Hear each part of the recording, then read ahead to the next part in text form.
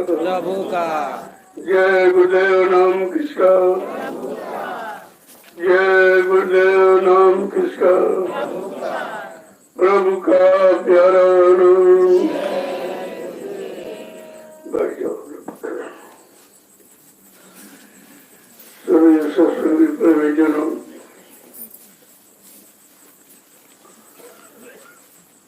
ये संत मत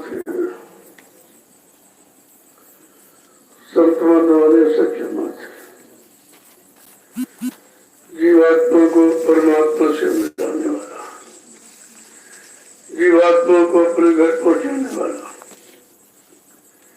इसको संत मत कहते हैं। और जो कर्मों के जाल में फंसा के रखे उसे काल मत कहते हैं। ये सारी जीवात्माएं काल मत में फंसी है।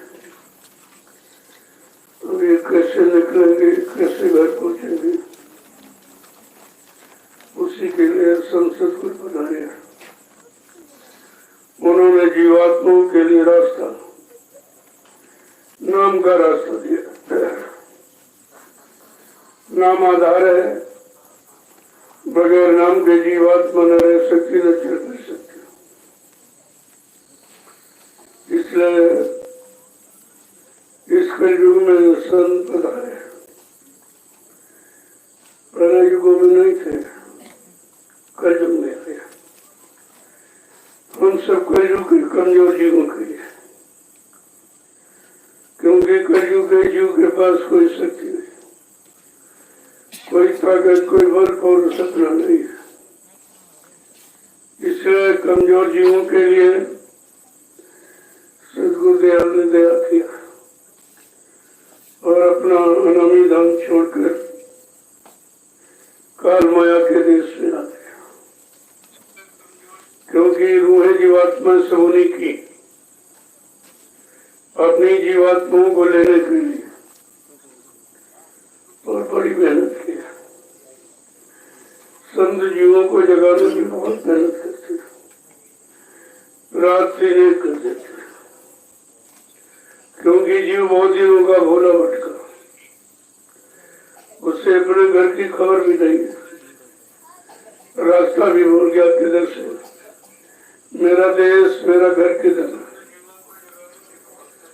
तो जब भूल गया और काल माया के कर्मों के जाल में, इसी को भूल भुलैया कहते हैं, इसी से फंस गए।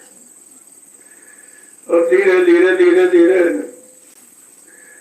उनको रास्ता दिया गया, ये नजर सदर पकड़ाई और कहा अपनी घर की तरफ चलो।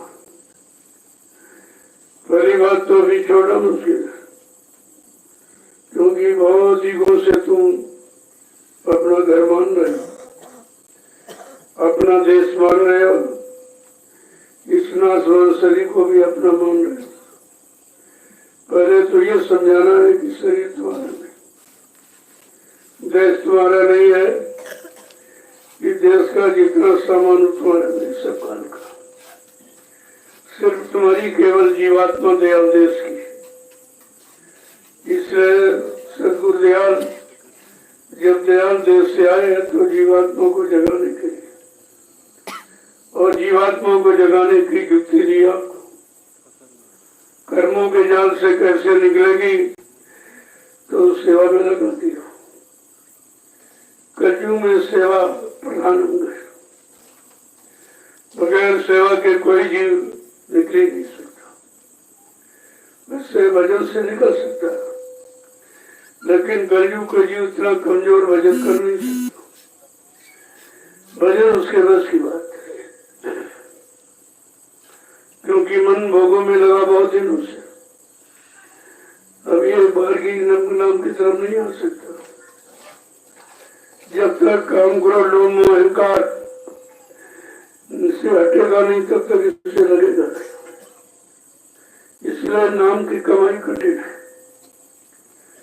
क्योंकि दाम की कमाई का यहाँ सबको रास्ता बताया गया। नाम की कमाई का रास्ता तो अभी आया कलयुग में। जब नाम की कमाई करोगे तो घर पहुंच चुके और धाम की कमाई करते रहोगे तो इधर फंसे रहोगे, क्योंकि ये काल का है और नाम दयाल का। अब ये आपको काल देश में रहना कि काल देश से निकल कर अपने देश जाना, पहले तो जीव को निर्णय लेना चाहिए कि हमको रहना कि अपने घर जाना। अभी तो कोई चलने को तैयार नहीं। सन 86-87 में एक आवाज लगाई गई थी, धाम चलो अपने भाई पराए धाम क्यों रहना, काम अपना करो भाई पराए काम क्यों बचना। तो कोई क्यों नहीं तैयार है, दूसरे ही का सामान मांग रहे, ये दे दीजिए ये दे दीजिए, बीमारी खत्म कर दीजिए, झगड़े खत्म कर दीजिए, गरीबी खत्म कर दीजिए, बाल बच्चे दे दीजिए, शादी ब्याह इसी में पड़ा हुआ। क्योंकि काल के सामान को छोड़ना बड़ा मुश्किल है। काल के सामान में पला मन ये रह नहीं सकता बगैर उस सामान के। लेकिन संत महापुरुष धीरे धीरे सत्संग सुना कर पहले होश में ले आते, जब बेहोशी खत्म हो जाएगी तब जागरूकता पैदा होती है। जब तक जगेगा नहीं तब तक चलेगा नहीं उधर। तो बड़ा परिश्रम किया महापुरुषों ने, जितने भी कलयुग में आए सब,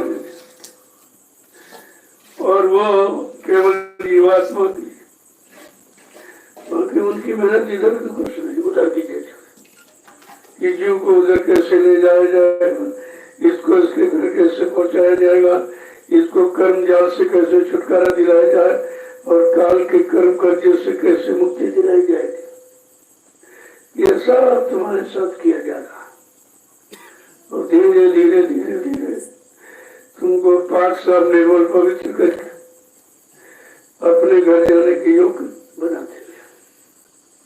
लेकिन कोई बार हो जाए, एक बार की तुम टूट जाओगे, एक बार की करके दिया जाए तो तुम टूट जाओगे, तो तुम इधर कभी नहीं होगे। इसलिए संसार, समाज, परिवार, शरीर का भी कुछ न कुछ आपको दिया जाता है और उसी में से धीरे से निकाल कर सही सच्चे रास्ते पर लाके खड़ा किया जाता है। ये दोनों काम तुम्हारे साथ हो रहे हैं। इधर तुम्हारा मन बेचैन न हो और उधर धीरे धीरे चलने के लिए तैयार हो जाए, तो इसमें समय लगेगा, तो मेहनत करनी पड़ेगी। तभी कहा कुछ तुम करो कुछ हम करें, कुछ मालिक की दया हो जाएगी, तुम्हारा इसी में काम बन जाएगा। अगर कहो नहीं हम ही कर लेंगे तो तुम्हारे बस में कुछ नहीं, सब गुरु कर लेंगे, तुम क्या करोगे। इसलिए दोनों की मेहनत से तीसरी चीज तैयार होती है। तो हम सबको ये सोचना चाहिए कि हम कितने बड़े भाग्यशाली हैं, कितने खराब, न मालूम कितने पाप, कितने गंदे कर्म किए जिसकी कोई गिनती नहीं, याददाश्त नहीं। इतना बोझा लादे बैठे हो पापों का, कहा धीरे धीरे धीरे धीरे तुम्हारे पाप के बोझों को हटाया जा रहा। अगर तुम थोड़ा प्रयास कर लो तो जल्दी हो जाए। तुम कहते हो नहीं सब गुरु करे, सब गुरु करे, फिर तुम क्या करोगे। एक महात्मा जी थे, उनका एक शिष्य था और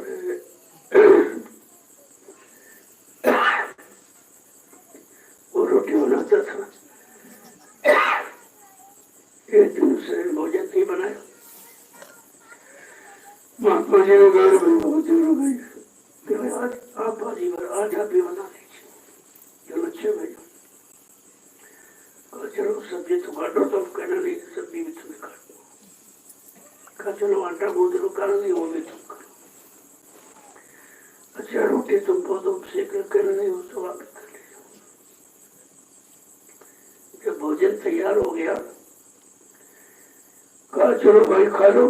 कहा ये आगे मान लेंगे। कहना ये आज्ञा आपकी मान लेंगे।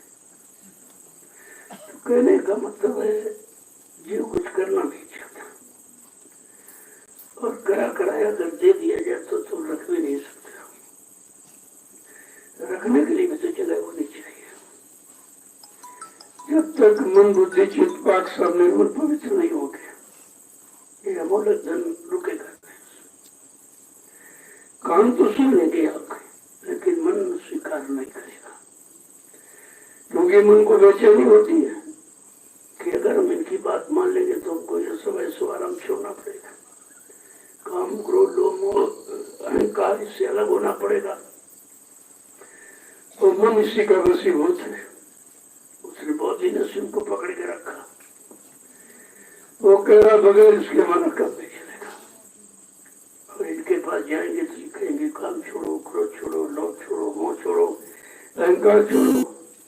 वो कहा मैं इसके बगैर रह नहीं सकता। बड़ी अहम समस्या है, लेकिन कैसे कैसे तुमको अलग करेंगे, कैसे कैसे निकालेंगे, ये तो उनकी युक्ति है। उनके पास तरीका सब तरह का। अगर वो चाहे तो सदैव ले जा सकते, और बीच के किसी मंडल पर ठहरा कर तुम्हारे पाप कर्मों का भुगतान करा देंगे, और जीव को भनक भी नहीं पड़ेगी, यानी काल को भनक भी नहीं पड़ेगी। ऐसी गुप्त सुरंगे है, लेकिन असीम होते हुए भी सीमित दायरे में काम करते, क्योंकि काल भी उन्हीं का बनाया हुआ है, इसलिए उसकी व्यवस्था को कभी भंग नहीं करते। कहते नहीं काल रचा हम सोच समझ के, बिना काल नहीं खोफ जीव के। अगर काल की मार न पड़े तुम दयाल की तरफ कभी नहीं आओगे, दयाल की कदर भी नहीं करोगे। जो काल ही दयाल की कदर करा रहा, तो काल को कहा मैंने सोच समझ के इसकी रचना की है कि बगैर इसके जीव के अंदर डर भय नहीं पैदा होगा, और बिन भय हुए न प्रीति, बिना भय के प्रेम होगा नहीं महापुरुषों से। तो ये दोनों तरफ की रचना उन्हीं की है, उन्हीं अपनी मौज से ये सब किया। अगर ये मौज न होती तो काल की रचना ही नहीं होती, और काल की रचना नहीं होती तो काल देश का तुमको खबर ही नहीं लगती। वही काल देश कैसा है, परेशानी का है कि दुख का है, मुसीबत का है कि आराम का है, तो ये अनुभव कराने के लिए। अगर बुरा ना हो तो बुरे का अनुभव नहीं होगा, परेशानी न हो तो परेशानी का अनुभव नहीं होगा, सुख न हो तो सुख का भी अनुभव नहीं होगा। इसलिए यहाँ सुख दुख दोनों बनाए अनुभव के लिए। देखो सुख में क्या और दुख में क्या, लेकिन जब सुख आता है तो तुम बौखला जाते हो। सुख आया नहीं कि अहंकार आया, प्रभुता पाए का है मदनाई है, कर विचार देखो मन। कोई प्रभुत्व, कोई बड़प्पन, कोई अधिकार मिल जाने पर तुरंत स्वाभाविक है कि अहंकार आ जाता है, और जब आया अहंकार किया कराया सब बेकार। अहंकार ऐसा शत्रु है कि आते आते ये सब तुम्हारा विनाश कर देता। तभी कहा कि थोड़ा अहंकार करो, भगवान घमंड से दूर हटो। अगर अहंकार करते हो तो किस में करते हो? शरीर पर करते हो, शरीर में तुम्हारा नहीं। रुपए पैसे तुम दौलत वो भी तुम्हारा नहीं, जमीन जायदाद मकान करते हो भी तुम्हारा नहीं, पत्थर नदी बाल बच्चों पर करते हो भी तुम्हारा नहीं। तो अहंकार करते हो तो किस पर करते? इस नाशवान जो तुम्हारा है नहीं। तब तक मन नहीं साफ, तन नहीं साफ, फिर कुछ नहीं होगा। इसलिए सेवा में लगाया जाए। पहले शरीर को मांझो, जो शरीर को आपने गंदा किया है, जो पाप सब निर्मल पवित्र मिला था, आपने भोगों में फंस के गंदा कर दिया। और सेवा से पहले उसको मांझो, इसको धो डालो। जब सेवा से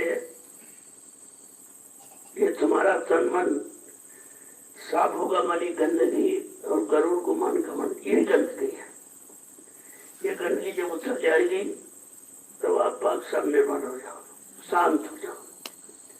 जैसे शांत हुए नहीं कि वचन आपकी समझ में आने लगेंगे और धीरे धीरे तुम्हारा मन सुमरन ध्यान भजन में लगने लगेगा। ऐसे आपको तो कोई नहीं लगा कर सकता। तुम जबरदस्ती को आंख बंद करेगी, कान बंद करने, तो इससे कुछ होने वाला नहीं। आंख कान बंद करने से भगवान नहीं मिलता। आंख कान क्यों बंद किए, क्या कारण है? किस काम को पाने के लिए, किस काम की तरफ चलने के लिए हमने आंख कान बंद किए हैं, ये आपको समझना। जो आपने आज तक सुना, जो आंखों से देखा, तुम्हारे मन ने वही बसा के रखा अंदर। जब साधना में बैठते हो तो मन वही दिखाता, वही बात बात जाता बार बार। जहां जहां गोधुमन की ने सूंगत सोई ठूं, गो माने इंद्रियों का दोहन जहां जहां आपने किया है, ये वही भाग भाग के जाता है, बार बार जाता, बार बार जाता। लेकिन संत महापुरुषों ने कहा, रे हारी मत मानो, मन जाए तो जान दे, कस के राख शरीर, उतरी पड़ी कमान से कभी न चाले तीर। अगर मन भगता तो जाने दो, लेकिन शरीर का साथ मत देना। अकेले कुछ नहीं कर सकता, अकेले इसके बस का कुछ नहीं है। अगर शरीर पर आप कंट्रोल कर लो कि हम शरीर इसके साथ नहीं जोड़ेंगे, इसको नहीं देंगे, तो ये मन कुछ नहीं करे, जाएगा, भगाएगा, जाएगा, पूरा कर काम कर नहीं पाएगा। तो कहा, अगर तुम मन को नहीं रोक सकते, तन को तो रोक लो, शरीर का साथ मत दो, फिर ये मन कुछ नहीं कर सकता। जो भी अच्छा बुरा करेगा शरीर के द्वारा, शरीर से कराता है और रस अपना लेता है और बेचारा सजा शरीर पाता है, क्योंकि मन तो दिखाई नहीं देता। कोई गलत काम हुआ, कराया मन ने, लोग कहते मारो उसको, बहुत गलत इसने किया, तो तन पीटा जाता है। इसीलिए कहा, अपराध करे कोई और सजा कोई और पावे। अपराधी मन और सजा पाता तन। संत महापुरुषों ने इस फाल्ट को, इस कमी को, त्रुटि को पकड़ा और पकड़ करके कहा, चलो धीरे से इस मन को पकड़ो और मन को सेवा में लगाओ, उसको, इसकी गंदगी उतारो। तो ये नाक गरुड़ गुमान घमंड कर रहा है, ये सबसे बड़ी गंदगी, इसकी गंदगी को धीरे से उतारो। और जो काम क्रोध लोभ मोह अहंकार का नशा चढ़ा, ये भी धीरे धीरे उतर जाएगा, तब ये साफ होगा। आपको ऐसी थोड़ी सेवा में लगा दिया गया, जैसे आप मिट्टी ढो रहे हो, ये मिट्टी नहीं है, ये शरीर भी तुम्हारा मिट्टी है। जीवात्मा निकल जाने के बाद ये भी तो मिट्टी हो जाएगा।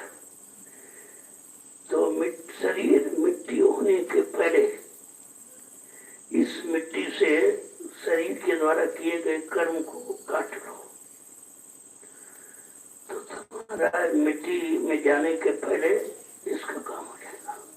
मिट्टी तो सब एक दिन होगा, अमर तो कोई नहीं है, शरीर तो आपको छोड़ना पड़ेगा। जो समय निश्चित निर्धारित है इसका, उतना समय पूरा होने पर ये तुरंत आपको खाली करके देना पड़ेगा। तभी तो पता चलता कि वही शरीर हमारा नहीं है। जिस शरीर पर आपने कितना गुमान घमंड किया, इनको मारा, उनको सताया, इनको लूटा, ठगा चोरी बेईमानी किया, और शरीर में तुम्हारा नहीं है। अब शरीर से जो शरीर की निकल डाला वो भोग बन गया, उसका तो आपको फल भोगना ही पड़ेगा। काया से जो कारज होई, बिन भोगे बचे नहीं कोई। काया माने शरीर इंद्रियों से जो भी अच्छा बड़ा पाप पुरुषों करोगे, उसका फल आपको भोगना पड़ेगा। उसे संत महापुरुष को इसके पुरुषों के सिवा उस पाप कर्म की माफी कोई नहीं कर सकता, क्योंकि अधिकार किसी को नहीं। जितनी अवतारी शक्तियां आई उनको सजा देने का अधिकार था, माफ का अधिकार नहीं था। लेकिन कलयुग में जब संत पधारे, उन्होंने माफी का अभियान चलाया। कहा, मेरे आदेश को मान लो, मेरे वचनों को समझ लो और नाम की कमाई करने लगो, परमार्थी सेवा में लग जाओ, और तो ये तुम्हारी पाप कर्मों की माफी हो जाएगी। उन्होंने रास्ता खोला, बाकी रास्ता ही किसी पास नहीं था। अब आप सोचिए, आप कितने बड़े भाग्यशाली हो जो ऋषि मुनियों को, योगियों को, महर्षियों को, ब्रह्मचारियों को और मतलब अवतारी शक्तियों को जो लाभ ही नहीं मिला, वो लाभ देने के लिए संत महापुरुष कलयुग में पधारे हैं और कलयुग के जीवों के लिए आपके लिए बहुत सरल कर दिया। अब सेवा मान लीजिए मिट्टी डालते हो तो मिट्टी आप डालो, लेकिन जबान से तो कोई काम नहीं कर रहा। जबान से जय गुरुदेव नाम उच्चारण करो, कितना सुमरन हो जाएगा आपका। आपने जितनी डलिया डाली है, कितना सुमरन आपने कर लिया, लेकिन जब बात ही समझ में आ जाए तो उठते बैठते सोते जागते काम करते, जब ये जय गुरुदेव नाम आपके अंदर रस जाएगा, जैसे श्वास आती जाती है, इस तरह अगर नाम तुम्हारा श्वासों पर अंकित हो जाए तो फिर 24 घंटे आपका सुमरन होगा। सुमरन कभी बंद नहीं होगा। बिना माला के इसी को कहते अजपा जाप, बिना जपे जाप, क्योंकि शरीर तो गिर जाएगा, मेहनत करता थक जाता है, लेकिन श्वास नहीं थकती। जिस दिन श्वास थक जाएगी जीवन समाप्त हो जाएगा। इसलिए प्रयास करो कि हर श्वास नाम लेके निकले, बगैर नाम लिए कोई श्वास निकले ही ना। ये अभ्यास अगर कर लो तो तुमको फिर करना नहीं तो अपने आप होगा। जैसे श्वास आती जाती है ऐसे माला घूमती है आपकी। ये माला सच्ची है। जो नाम श्वास पर अंकित हो जाए और श्वास जैसे 24 घंटे चलती, कभी बंद नहीं, जिस दिन बंद होगी जीवन समाप्त हो जाएगा। ऐसे तुम्हारा ये सुमरन बराबर होता रहेगा और जीवन खत्म होगा तभी खत्म होगा, इसके पहले नहीं। तो तब कितना सुमरन आपने कर दिया। तो ये सब विचारी विषय है। जब भी खाली बैठा करो तो विचार किया करो, लेकिन तुम खाली बैठते इधर की बातें करते हो, इनकी निंदा, इनकी जुगली, बुराई, तो गिराने का यहाँ मतलब क्या हो? यहाँ तुम सफाई करने हैं कि गंदगी ला देने हैं? और दूसरे की निंदा बुराई करोगे तो गंदगी लग जाएगी। तो ये सेवा तुम्हारी से उसी में दी गई। तो इसलिए थोड़ी करो, लेकिन कोई गंदगी ना ला दो किसी की। कोई क्या कर रहा तुम्हें क्या होता है? उसका कर्म भोग है, उसको लिए जा रहा उधर की तरफ जबरदस्ती ले जाएगा, क्योंकि उसको सजा दिलाना है। कितना आप समझाओ उसकी समझ में नहीं आएगा। अगर समझ में आए तो फिर सजा कौन भोगेगा? तो ये हर जीव की अपनी अपनी करनी है, हर जीव का अपना अपना संस्कार है, हर जीव का अपना अपना प्रारब्ध है। उसके बारे में ना आप घटा सकते ना बढ़ा सकते, न किसी का खत्म कर सकते। निरंतर अपने लिए सोचो कि मेरा उद्धार कैसे हो, मेरा कल्याण कैसे होगा। सत्संग सुनकर अपने जीवन में, अपने व्यक्तिगत जीवन में उसको लागू करोगे तो धीरे धीरे धीरे आपका सुधार हो जाएगा। अब तुम दूसरे पर लागू करते हो, भाई सत्संग ये भी सुन रहा है, ये क्यों नहीं सुधारा, ऐसा क्यों हो गया वैसा। अरे भाई जब संस्कार होगा तभी तो मिलेगा। बिना संस्कार के जबरदस्ती कोई चीज ही नहीं जा सकती। और दे दोगे तो फेंक देगा और रखेगा नहीं, क्योंकि उसकी महिमा, उसका महत्व, गौरव, महिमा उसकी समझ में नहीं आ रहा। तो आप जो भी करो अपने लिए, हमेशा अपने लिए ही सोचते रहो, क्योंकि तुम्हारे पास इतनी गंदगी है, कर्मों का इतना बड़ा पहाड़ लादे बैठे हो, अपना होना मुश्किल, तुम दूसरे का कैसे कर लोगे? तो निरंतर जो भी आपको उसको माले छोटा बड़ा मिल जाए, ये ना मुझसे जो इनको ये क्यों सेवा दी, इनको हमको क्यों नहीं दिया, उसका जैसा कर्म है, उसका जो जैसे कर्म उतरेंगे वो इसी वो बात उसको बताई जाएगी, और तुम्हारे जैसे कर्म तुमको बताया जा रहा। इसलिए सेवा एक समान नहीं होती। जब जब एक समान कर्म नहीं है, एक समान संस्कार नहीं, एक समान प्रारब्ध नहीं, तो एक समान सेवा कैसे आपको दे दी जाए। इस पर कभी मत ऐसा सोचा करो, केवल अपने शैतान मन को ठीक करने की कोशिश करो।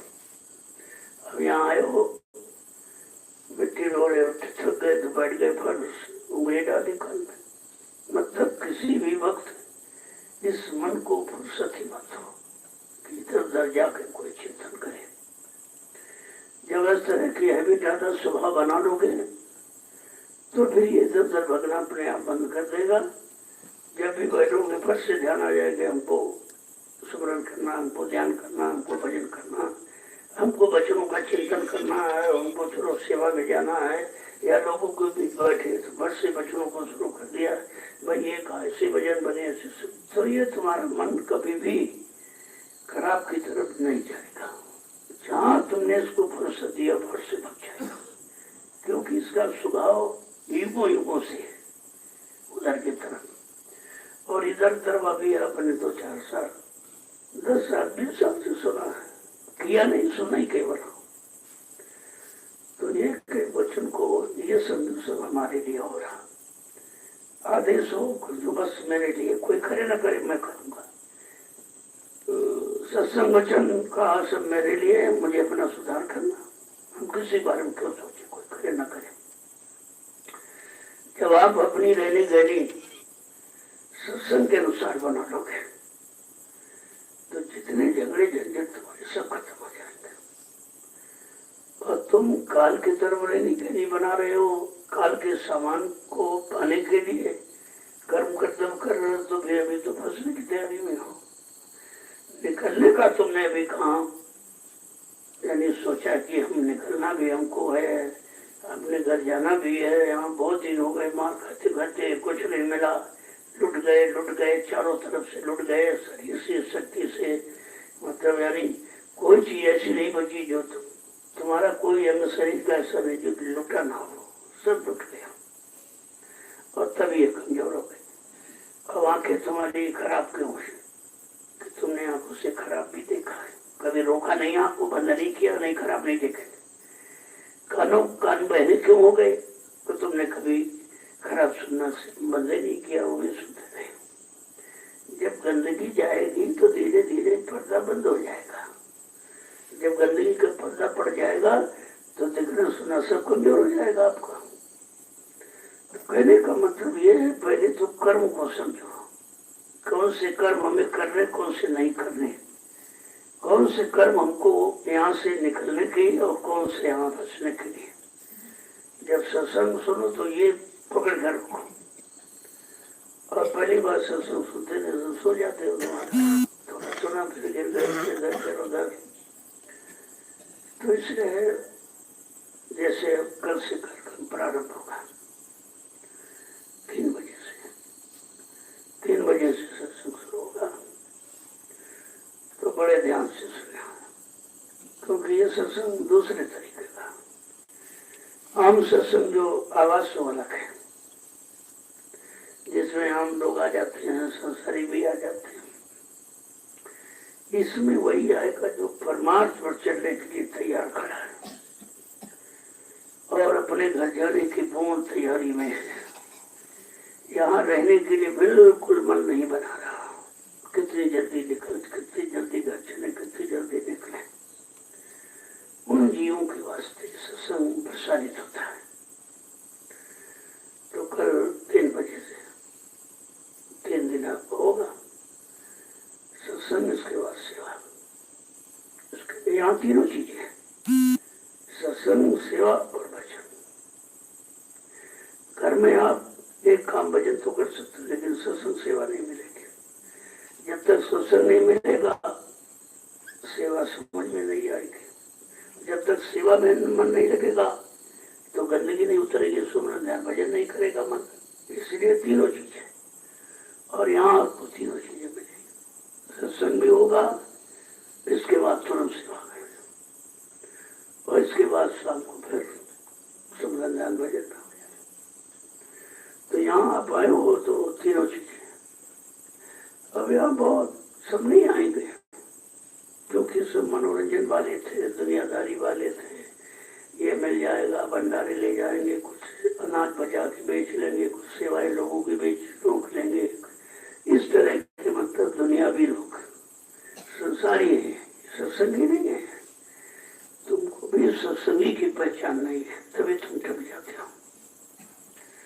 सत्संगी कभी इधर की बात करेगा नहीं, वो सत्संग की बात करेगा और सेवा की बात करेगा और वचन की बात करेगा, बाकी दुनियादारी बात नहीं करेगा।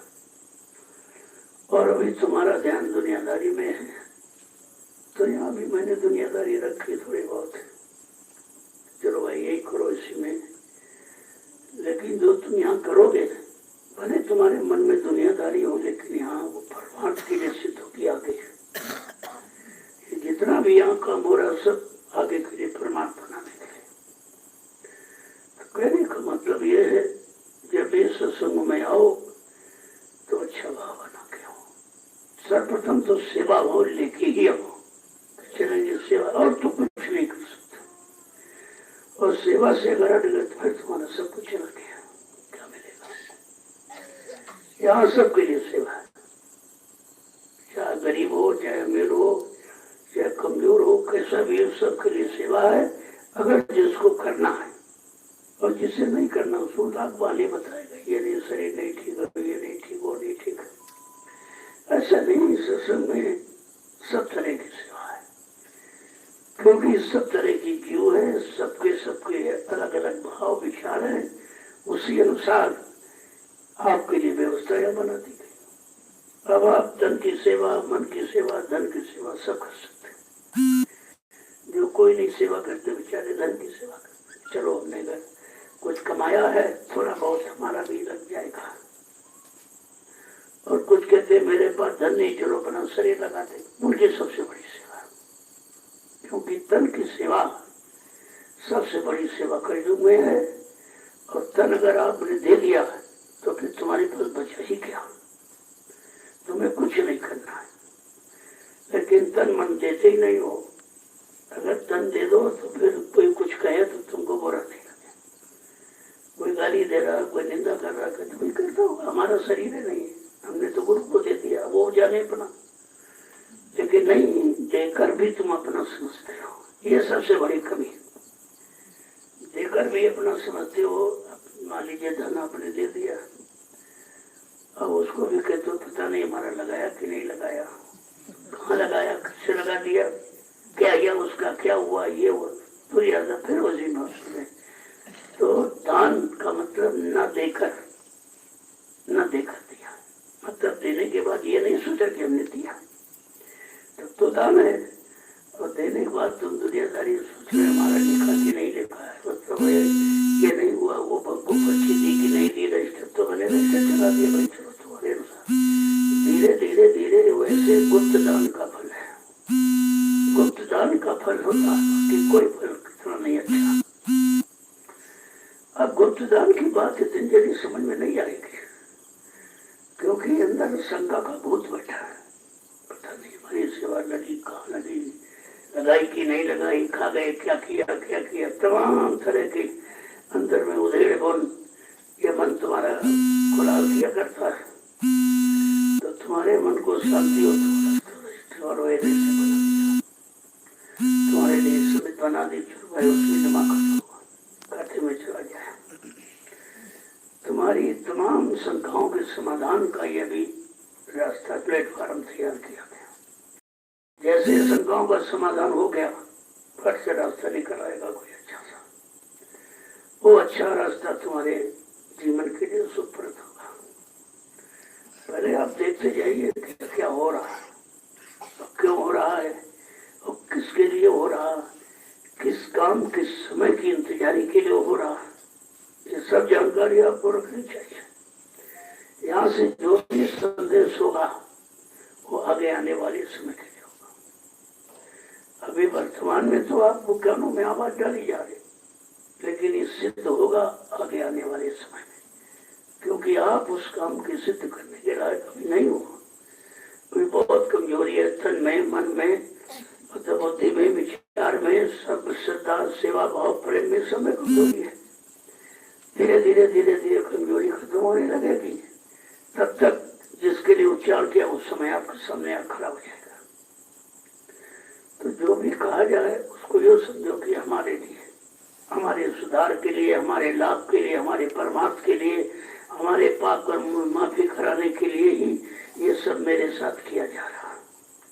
अगर ऐसा विचार आ जाएगा तो शंका संदेह बोल ब्रह्म खत्म हो जाएगा।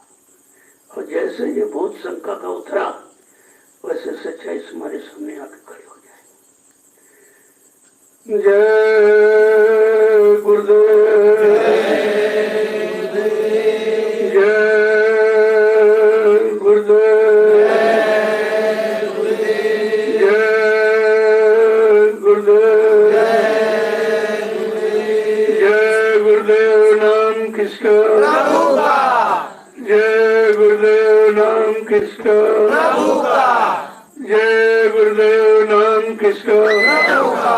प्रभु का प्यारा नाम। सब लोग खड़े हो जाओ। देखो भूत भगवान जैसे नाम का निकला और उसे बहुत बड़ा ये भी आया था सत्संग की हमको वचन सुनने को मिलेंगे, नाम की आवाज मिलेगी, शांति मिलेगी। क्योंकि बेचारे ये बहुत परेशान है। ये लोगों ने गलत किया, इनको मारा काटा सताया, वही आत्मा है, वही इनके साथ हो रहा। और ये चाहती है किसी अच्छी जगह हमको मिल जाए।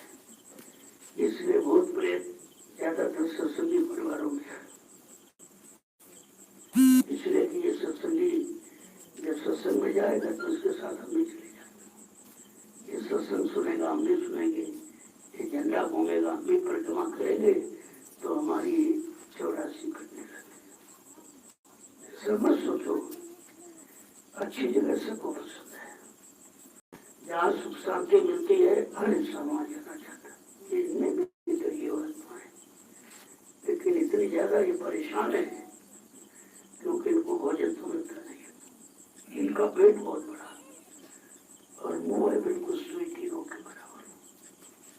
पेट भरता नहीं तो ये उसी मुंह के कारण चिल्लाते हैं, इसको पकड़ा, उसको सताया, उसको मारा है, खाना दो, भोजन दो, भोजन दो, ये करो, वो शांति दो। तो ये सत्संग की बुराई जगह कोई नहीं जाएगा, जहाँ अच्छाई होगी वही जाएगा। तो ये सत्संगी परिवारों में ज्यादा सब सुनेगा, हम भी सुनेंगे। भंडारे का प्रसाद हमको भी खाने मिल जाएगा। झंडे की परिक्रमा करके हमारी 84 करते लगेंगे। ऐसा मत सोचो आप लोग कहते हैं सत्संग हमारे यहाँ क्यों आया, तुम्हारे यहाँ तो जाएगा कहाँ। और तो सब उसकी जैसी उसी के भाई बिरादर वहाँ क्या करेंगे। आज तो संध्या को रुक गए और धीरे धीरे अब कहते नहीं नहीं हमारा भूत उतार दीजिए। हमने कहा इतना बड़ा तुम लेन देन करके आए हो, अगर एक बार उतार तुमको लेके चला जाएगा, शरीर तुम्हारा खत्म हो जाएगा। इसलिए धीरे धीरे अपना कर्म खर्चा उतारिए। तुमने किया है, तुमने सताया है, तुमने लोगों को परेशान किया, धोखाधड़ी बेईमानी की, आज वो कर्म खर्चा लेने आया है। और जब तुम ले नहीं लेगा तुमको चैन नहीं लेगा। तुमने भी यही किया था, बगैर किए का नहीं मिलता। तुम अपना किया भूल गए हो, अब सजा मिलेगी। सबको दिखाई दे बड़ा गलत हो रहा, आज पर क्यों आ गया, पर क्यों आ गया। अगर उसकी कर्म वही खोल के देखो तो उसने इससे ज्यादा खराब किया। हाँ सत्संग में आ गया तो बहुत कम हो गया, बहुत कम मिलने गया। अब केवल क्या आया देखो लेट गया, और नहीं तो और भी कुछ कर सकता था। जय गुरुदेव, जय गुरुदेव, जय गुरुदेव। नाम किसका? प्रभु का। प्रभु का प्यारा नाम। जय गुरुदेव। जोर से बोलो मिल बोलो, बोलना होगा।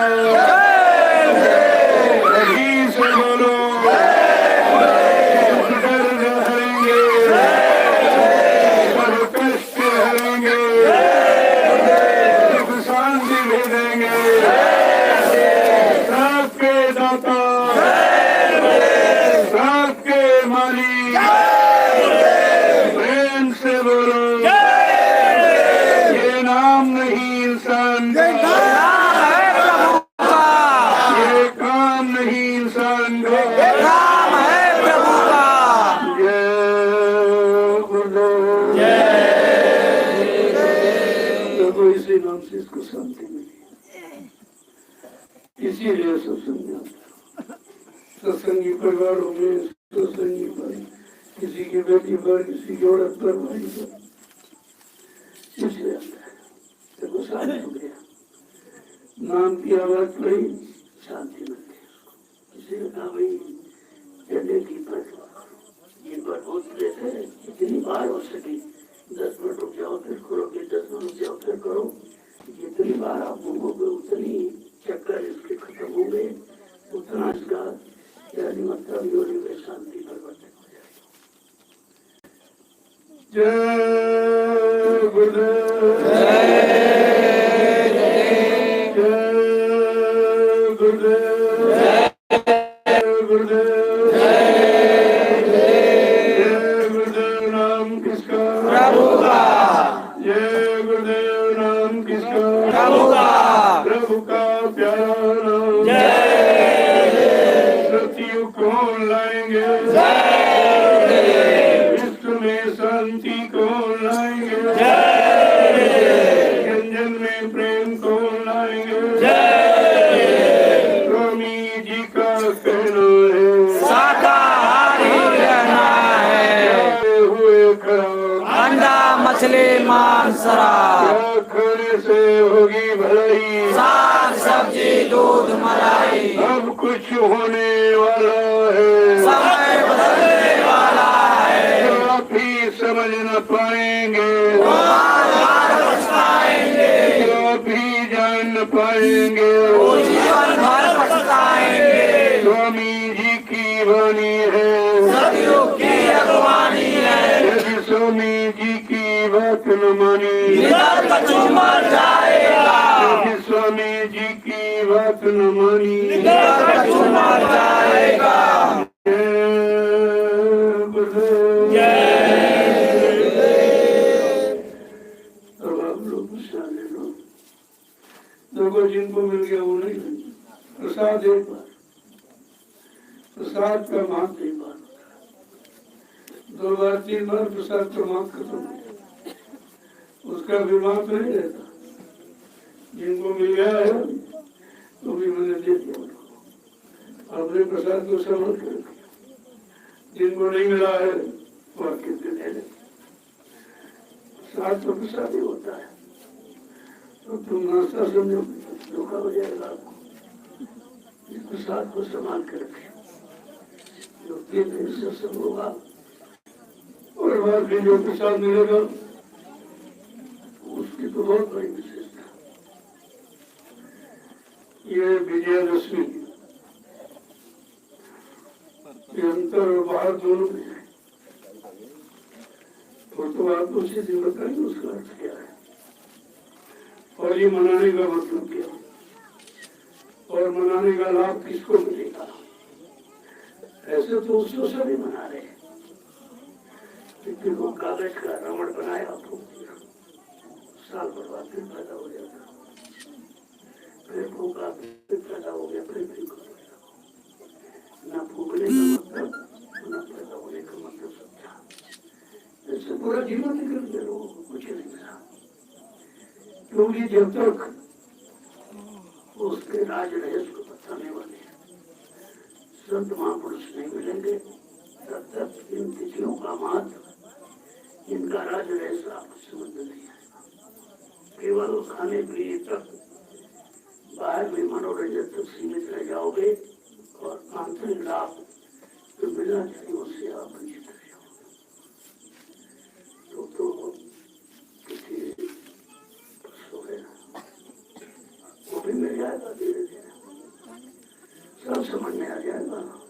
केवल आते रहो, सेवा में लगे रहो, फिर घर चले जाओ, ये आशा रखो कि घर जाना है। तो यहाँ से जाओ, घर पहुँचो तो यहाँ की पूरी रैली के लिए आता। जैसे शाम को 7 बजे आप समझ लो कि घंटी बज गई है, अब प्रार्थना हो रही है, घंटे सुनना 9 बजे होगा, फिर सत्संग हो रहा हो। ये भी सोच तुम्हारे मन को बहुत गुस्सा कर देगी, बहुत विकारों से दूर कर देगी। ऐसी दैनिक क्रियाएं चलाते हो, सुबह उठो, 15,000 भोजन किया, उसके बाद सेवा में लग गए। इसी तरह घर गृहस्थी में जाओ, इसी तरह प्रिय लेने के लिए बनाओ, जो काम हो उसको काम करो, कामयाबी तो कर दो। आपको पूरी ट्रेनिंग यहाँ दी जाती है। इसी तरह आपको घर गृहस्थी परिवार में रहना है तो तुम ये लाभ जो यहाँ वही घर गृहस्थी में भी मिल जाएगा आपको। फिर कभी मौका मिला तो आगे तुमने रेनू करा दिया, क्योंकि साल में रेनू होता है। आप 2 साल लग गया तो 2 साल गए बड़े कभी आते नहीं तो फिर सत्संग जो है वो खत्म आपका हो जाएगा। इन बच्चों को रेनू कराना यानी बार बार ताजगी तुम्हारे अंदर आ जाए, सोच समझ अनुभव ठीक हो गए। जय